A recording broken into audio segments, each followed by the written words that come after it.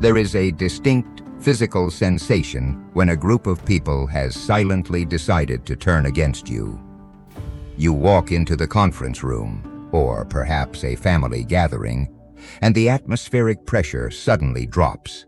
A conversation that was flowing freely abruptly snaps shut the second your hand touches the doorknob.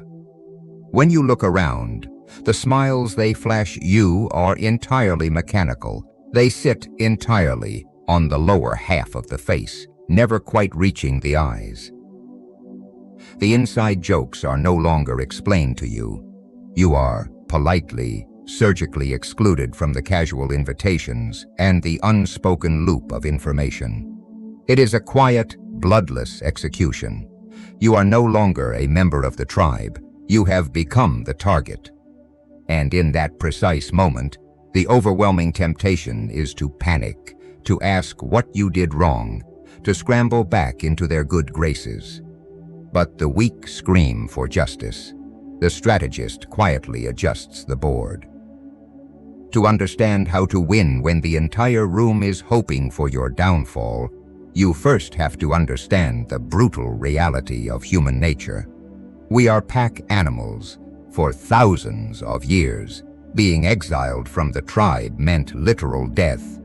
If the village turned its back on you, you starved in the winter or were hunted by predators.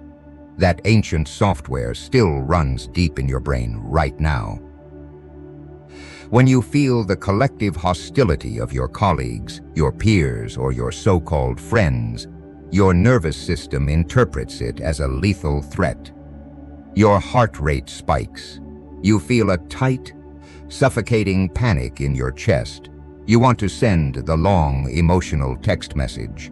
You want to corner them in the hallway and demand an explanation. You want to defend your character and prove that you are a fundamentally good person. You assume there has been a terrible misunderstanding. You think that if you just explain your intentions clearly enough, they will see reason, apologize, and welcome you back into the warmth of the consensus. This is the most dangerous assumption you can make in the game of power. There is no misunderstanding. They understand perfectly well what they are doing, and they are doing it with intent. When a group turns against you, your instinct is to look inward and search for your own flaws. You assume you are being punished because you are weak, or because you made a fatal error in social etiquette that can be easily corrected. In the vast majority of cases, the exact opposite is true. You are not being frozen out because you are incompetent or broken. You are being frozen out because you have violated the unspoken, invisible contract that binds almost every social group together, the contract of mutual mediocrity. Consider the dynamic of a typical corporate department or an established circle of friends. Over time, these groups settle into a comfortable, predictable rhythm. Everyone knows their place in the hierarchy. Everyone agrees on who the alpha is, who the scapegoat is, and what the acceptable level of ambition looks like. The group functions like a biological organism, prioritizing comfort and stability above all else. But then, something shifts. You decide you are no longer willing to play the role they assigned to you. You start putting in extra hours and closing bigger deals. You stop engaging in the petty, hour-long gossip sessions in the break room. You start enforcing strict boundaries, improving your physical appearance, or speaking with a newfound, unbothered authority. You begin to outgrow the container they placed you in. From your perspective, you are simply taking control of your life. From their perspective, you have become an existential threat. Your sudden growth is a blinding light that exposes their comfortable stagnation. Every time you demonstrate discipline, It feels like a personal insult to their laziness. Every time you show ambition, it highlights the terrifying reality of their own wasted potential. They do not hate you as an individual. They hate the uncomfortable reflection of themselves that you force them to look at. And like any biological organism, when the group detects a foreign body that threatens its internal equilibrium, it triggers an immune response. This is the true anatomy of the freeze-out. It is the immune system of the mediocre activating to neutralize a threat. They cannot rise to your new level because that would require effort, accountability, and pain. Therefore, the only logical solution in their minds is to drag you back down to theirs. If they can make you feel isolated, insecure, and anxious, they can break your momentum. They will use passive aggression, whisper campaigns, and calculated silence to strip you of your confidence. They want you to break. They want you to come crawling back, apologizing for making them feel inferior, and agreeing to shrink yourself back down to a size that makes them comfortable. They are waiting for you to crack under the psychological pressure of isolation.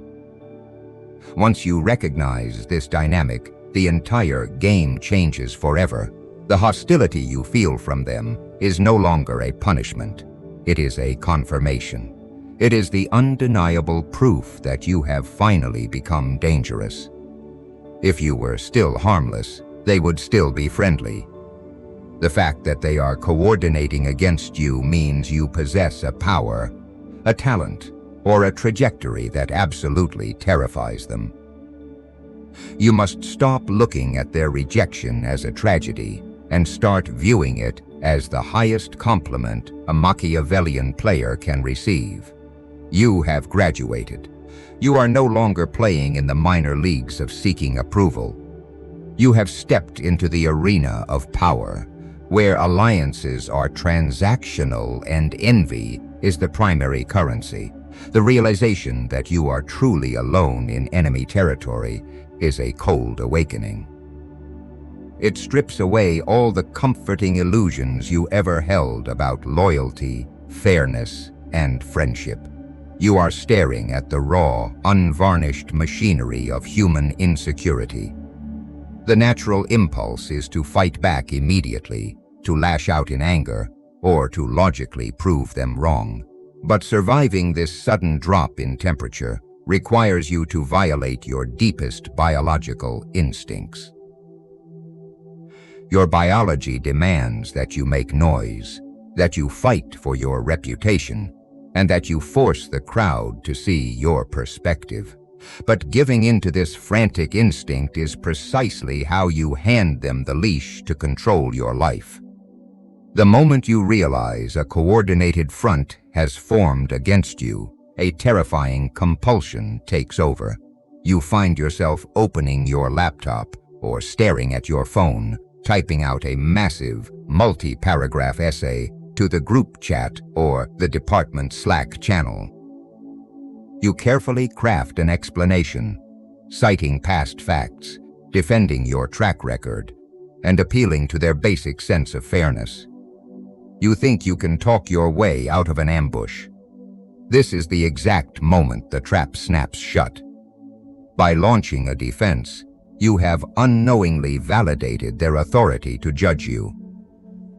You have signaled to the entire group that their coordinated hostility has successfully breached your psychological perimeter, disrupted your peace, and forced you onto your knees to plead your case. You are feeding the beast exactly what it craves: your attention, your emotional deregulation, and your compliance. When you argue with a mob, you are playing a game where the rules are fundamentally rigged against you. They are not looking for truth, they are looking for leverage. Every word you use to defend yourself is merely raw material they can twist, misinterpret, and weaponize in their next whisper campaign. If you show anger, they will label you toxic and unstable. If you show hurt, they will mock your weakness and press harder. If you try to use logic, they will use bad faith arguments to exhaust your mental energy. You are bleeding valuable strategic currency into a black hole of their making. Machiavelli understood this perfectly. When the powerful Medici family stripped him of his titles and exiled him from Florence, he did not stand in the public square screaming about the injustice of the state. He did not write desperate letters begging for an audience to explain his loyalty. He understood that the collective mind is entirely immune to reason once it has decided to destroy a target. Instead, he made the ultimate counter-move. He vanished into absolute, chilling silence. He retreated to his small farm in Sant'Andrea and initiated the strategy of the void. The strategy of the void requires you to completely remove the target they are trying to hit.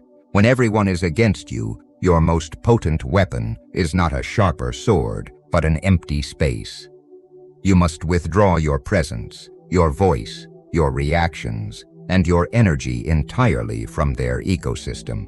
If you are in a social circle, you stop replying to the messages. You do not leave the group in a dramatic huff. You simply become a ghost who reads but never responds.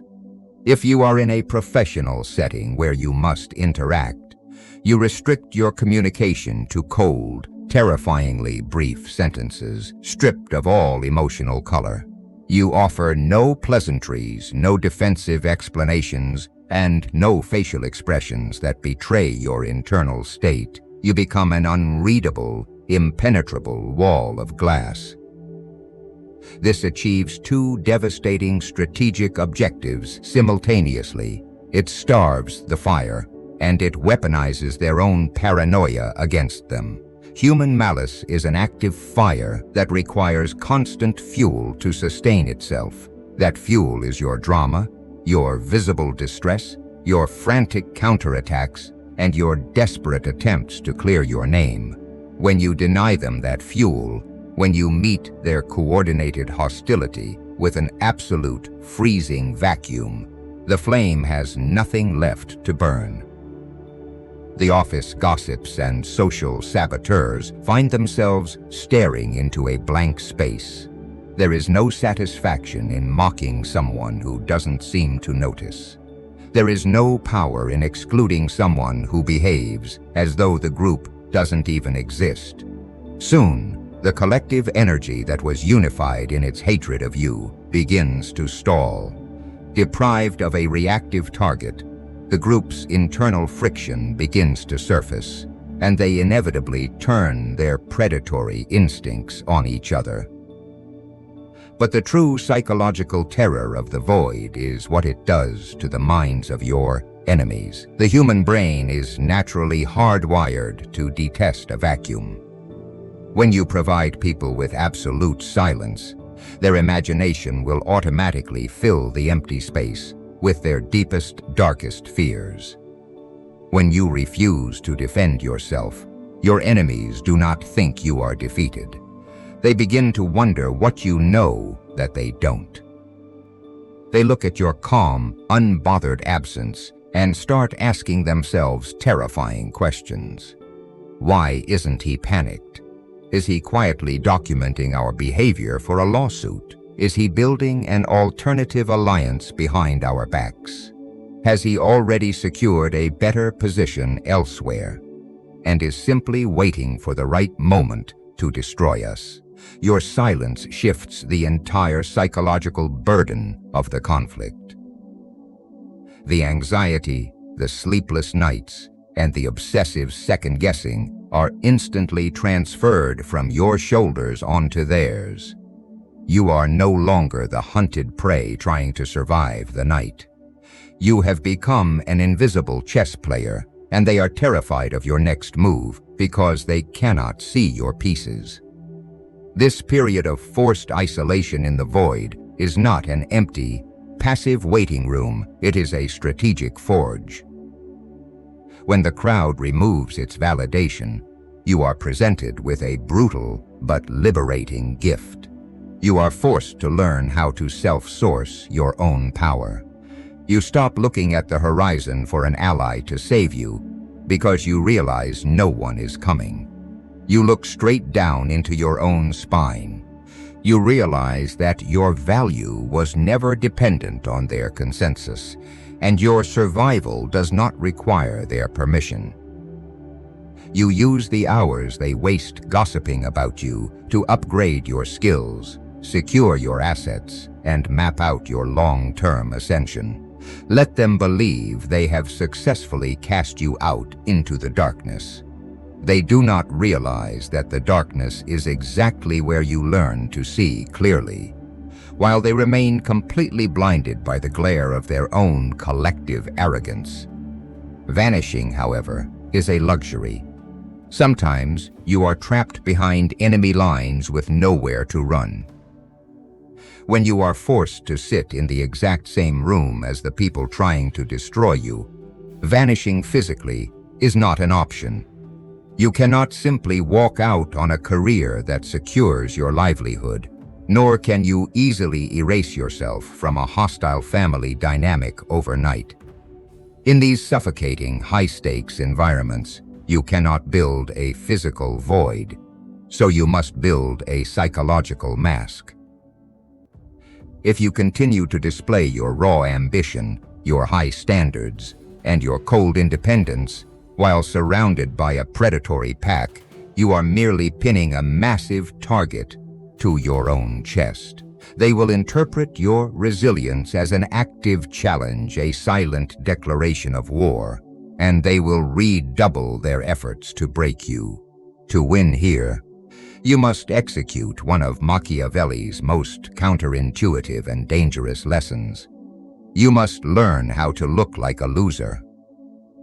You must camouflage yourself in the dense gray fog of absolute mediocrity, deactivating their threat response by feeding their fragile egos exactly what they want to see. In his historical analyses, Machiavelli frequently observed that when an individual possesses zero immediate leverage and is surrounded by a far more powerful, coordinated enemy, open defiance is nothing short of tactical suicide. He highlighted the strategy of playing the harmless fool, lowering your stature so completely that your enemies begin to look right past you. In a modern context, this is the art of strategic camouflage. It requires you to understand that your reputation is not a sacred monument you must defend with your life at all costs. It is a fluid, disposable asset you manipulate to survive and conquer. When the group has turned on you, they are highly sensitive to any sign of pride or resistance from your end. They are actively hunting for any micro-expression or tone of voice that betrays your rebellion. By giving them a curated performance of complete submission, you force them to lower their guard. Imagine this dynamic in a modern corporate setting or a toxic social circle. Your manager feels threatened by your competence and has quietly poisoned the rest of the team against you. If you show up to work every day with your chin held high, radiating an aura of silent superiority, you are actively fueling their collective paranoia. Instead, you change the script entirely. You lean heavily into weaponized incompetence and manufactured vulnerability. When your manager offers a deeply flawed, unfair critique of your work in a team meeting, you do not argue. You do not try to prove your intelligence to the room. You nod slowly, lower your eyes slightly, and say that they are entirely right, that you completely missed that angle, and that you deeply appreciate their guidance. Watch the physical relaxation in their shoulders when you deliver that line. You have just fed their deepest, most desperate hunger. The need to feel secure in their own superiority, There is a profound, almost intoxicating sense of detached amusement that comes with this level of strategic acting. The average person is far too fragile to endure this maneuver. Their pride demands that they argue, that they prove their intelligence, and that they secure the last word. But you must realize that pride is a luxury for people who are content to lose gracefully. You are not interested in losing gracefully. You are interested in winning completely. While they are snickering behind your back, whispering about how they have successfully broken your spirit and put you in your place, your internal state remains completely unbothered. You are looking at them not as peers or family members, but as clinical specimens in a laboratory. The weak scream for justice. The strategist quietly adjusts the board. You are playing a specific, highly controlled role purely for their benefit, and they are far too blind and self-absorbed to realize they are watching a performance. This strategy works so flawlessly because human beings are naturally riddled with confirmation bias, especially when it comes to their own arrogance. If a group dislikes you, they desperately want to believe that you are failing, that you are miserable, and that you are beneath them. When you hand them a version of reality that perfectly aligns with their biased expectations, their critical thinking completely shuts down. They will never question your sudden submissiveness because it flatters their ego to believe that their hostility caused it. You effectively become invisible behind a massive wall of their own vanity. Once you are perceived as entirely harmless, the constant surveillance stops. They stop checking your work for mistakes. They stop monitoring your movements, and they switch their focus to other, more immediate threats. You have successfully bought yourself the most valuable asset in the game of power: undisturbed time. Behind the mask of the submissive, non-threatening player, you are operating as a deep-cover spy in your own life. You are quietly hoarding your financial resources, mapping out your alternative escape routes, and gathering critical intelligence on their operations. You observe their daily habits, memorize their systemic weaknesses, and discover exactly where the true liabilities are buried in the organization. You do not use this data out of petty spite. You store it away as raw strategic leverage for the exact moment you choose to strike. You let them enjoy their little daily victories. Let them take credit for your hard work. Let them believe they have permanently relegated you to the sidelines. Every day you spend under this camouflage is a day you are building an impregnable empire elsewhere, entirely out of their line of sight. You are creating a massive, terrifying disparity between what they think they know about you and what is actually true. Yet, playing the fool only buys you time. True leverage requires a brutal look in the mirror. Playing the fool and hiding behind strategic camouflage is an effective shield, but an enduring victory cannot be built on hiding alone. True leverage requires you to step out of the shadows of performance and cast a brutal, unblinking gaze into the mirror.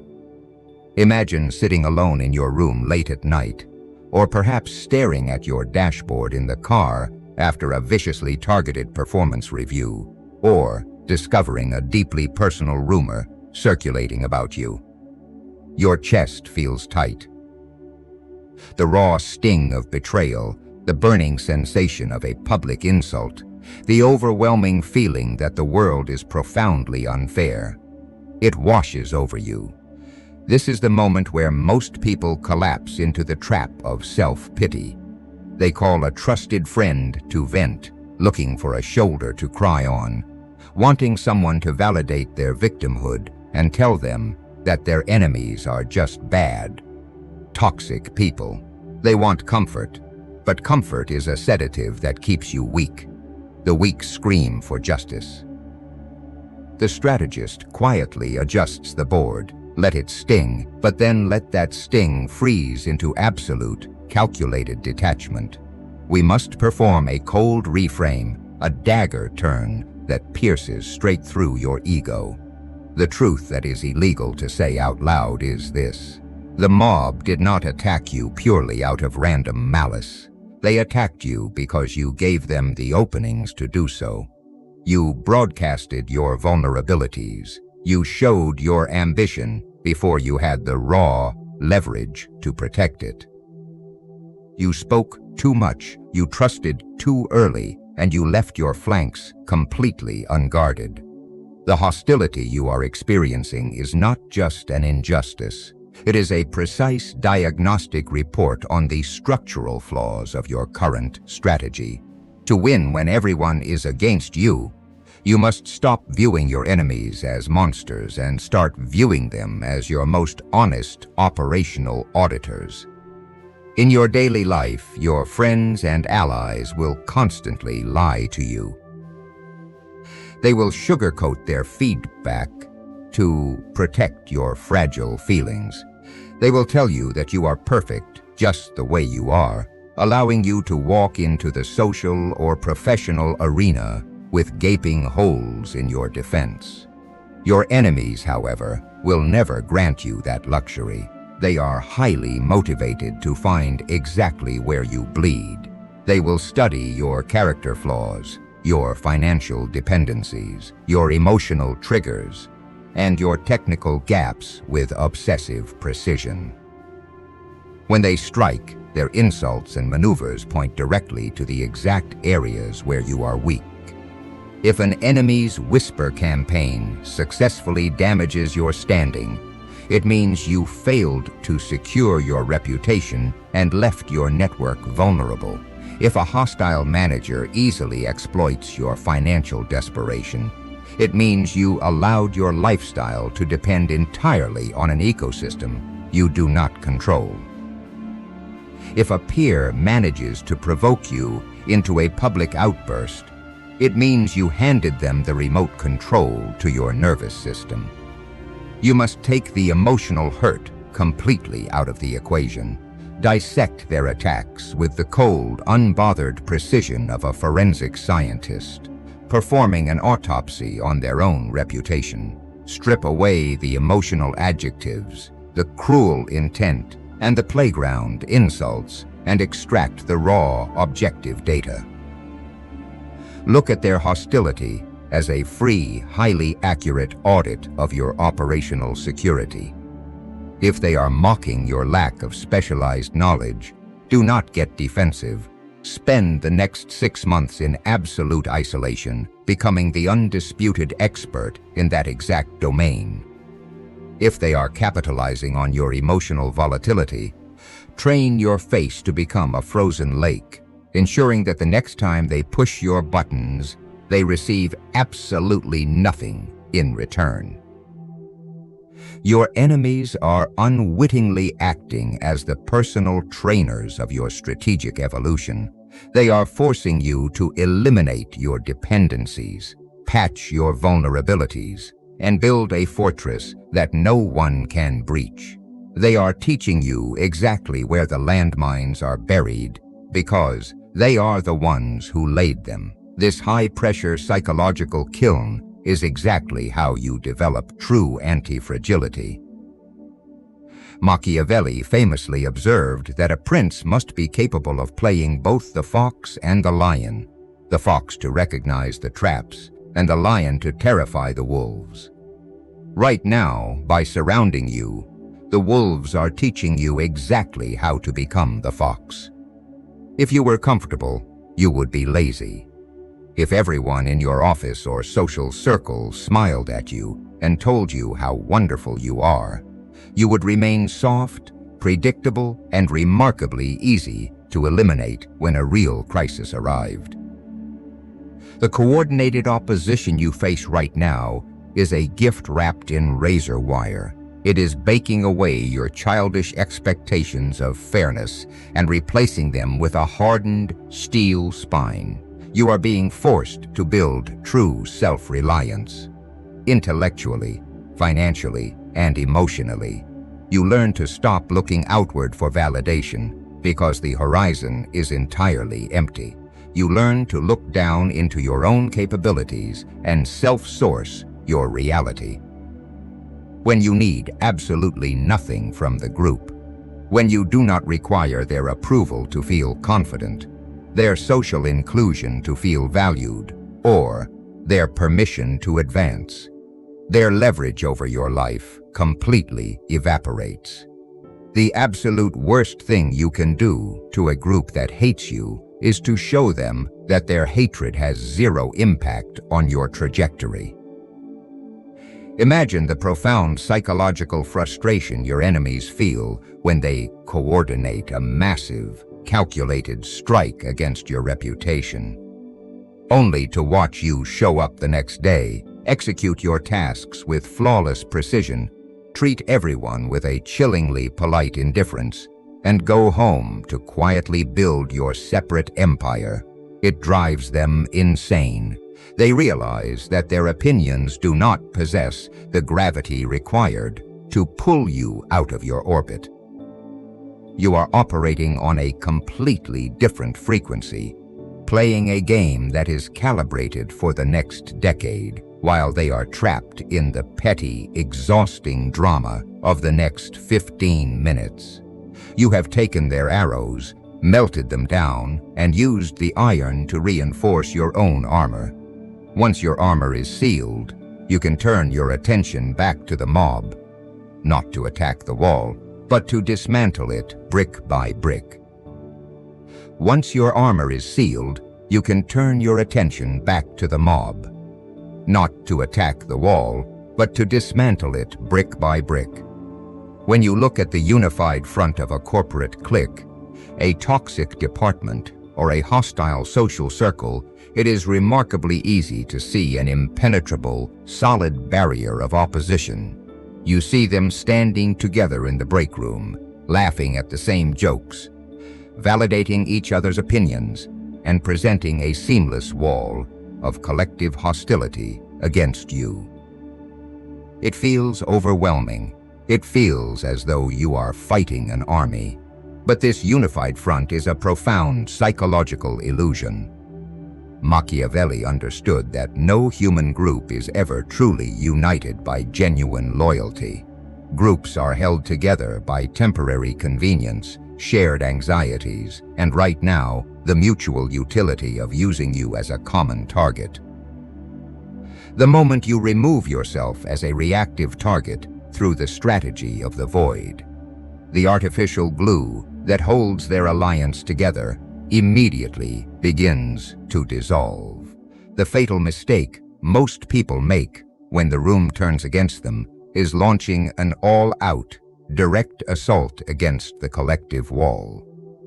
They attempt to argue with the entire group simultaneously, or they try to expose the unfairness of the clique to higher management or the wider social circle. This direct confrontation is a tactical disaster. When you attack a group as a whole, you provide them with an external threat. In the laws of human nature, nothing unites a fractured, bickering tribe faster than a common enemy. Your aggressive counterattack forces them to put aside their internal rivalries, close ranks, and protect one another to ensure their collective survival. You are effectively forcing them to remain united. A master strategist never fights the wall. They study the facade until they locate the single loose brick whose extraction will cause the entire structure to collapse under its own weight. To find that loose brick, you must perform a cold, clinical analysis of the individuals who comprise the mob. No group is uniform. It is always composed of a dominant ringleader, a few highly invested enablers, and a larger outer ring of highly insecure followers. This outer ring is where your leverage lies.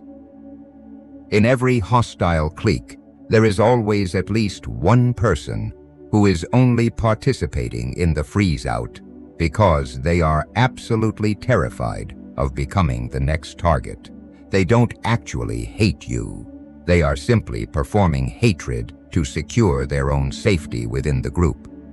There is another person who secretly harbors deep, suffocating resentment toward the leader of the clique, feeling overlooked and undervalued despite their compliance.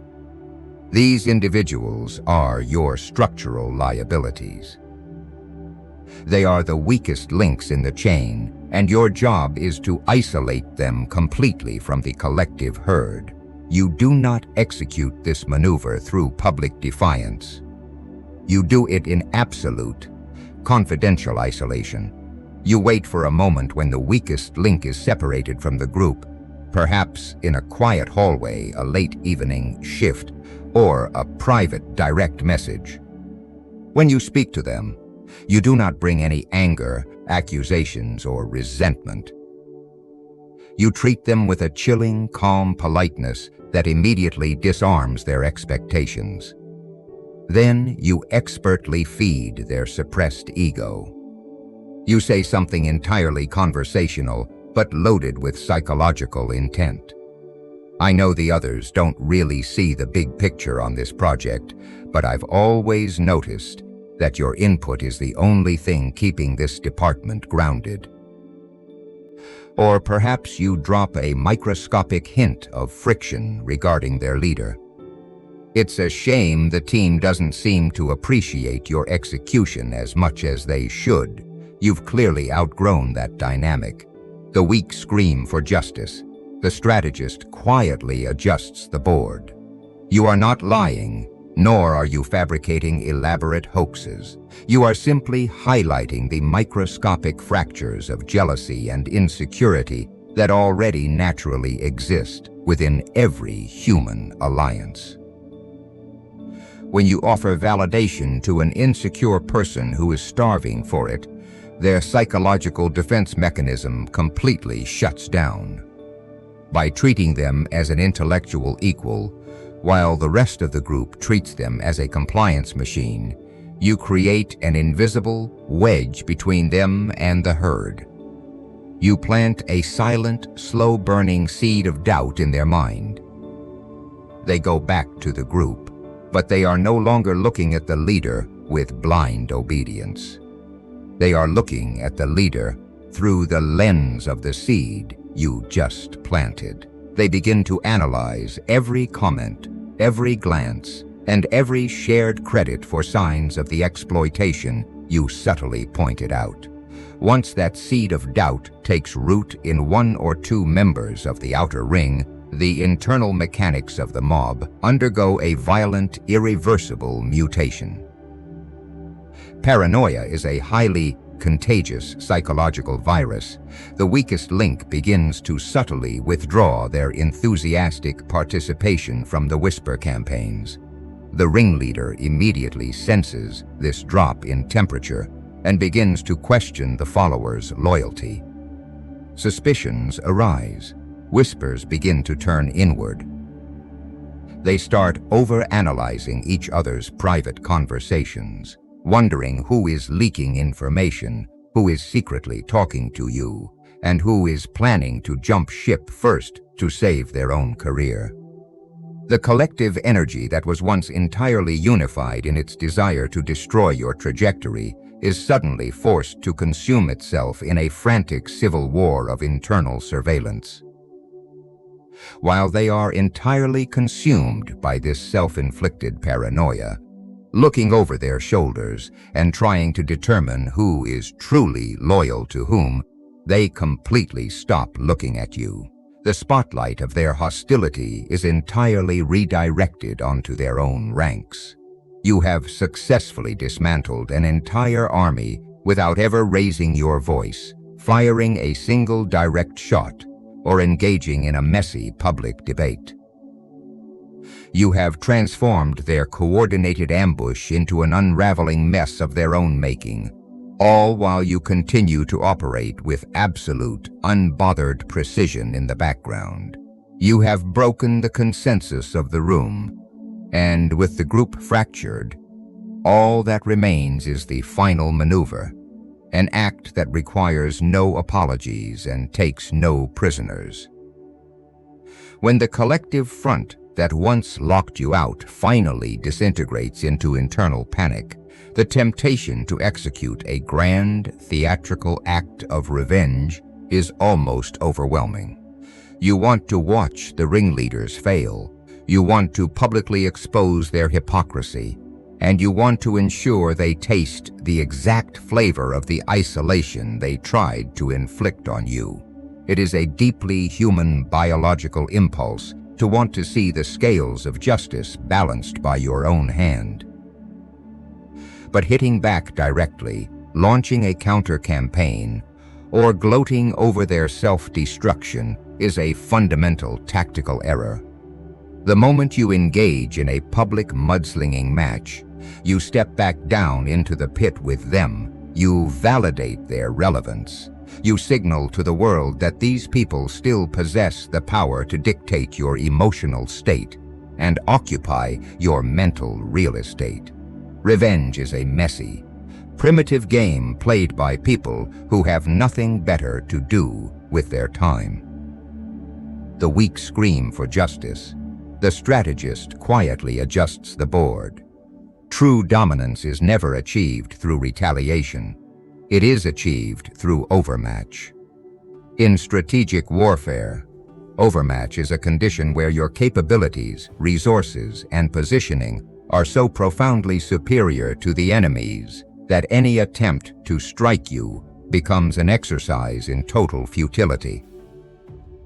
Your goal when the world turns against you is not to break their toys, but to build an entirely separate empire that makes their sandbox look completely insignificant. You must transition from a state of survival to the classic Count of Monte Cristo dynamic.